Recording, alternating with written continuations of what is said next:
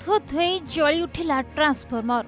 गोटे नुहे एका संगरे दुई दुईटी ट्रांसफॉर्मर हुथुथ होई जळिला। अनुगुल जिला बहरपाल ब्लॉक अंतर्गत कांडसर पंचायत कार्यालय आगे थिबा दुईटी ट्रांसफॉर्मर ओभरलोड पाई जळि उठिथिबा देखिबाक मिलिछि।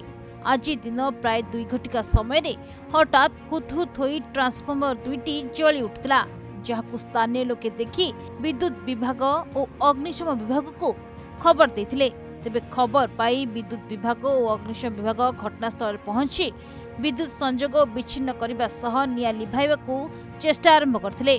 तेबे एहा ओभरलोड पाई जळि जाइथिबा कुहाजाउथबा बेले एने विद्युत विभाग जेई को फोन माध्यम रे जोगाजोग करैथिला, हेले से फोन उठाई नथिबा जणा पड़छि।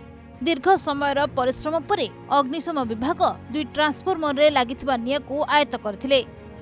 अनुगुल शिवाशीष राउत रिपोर्ट, प्रतिदिन टीवी।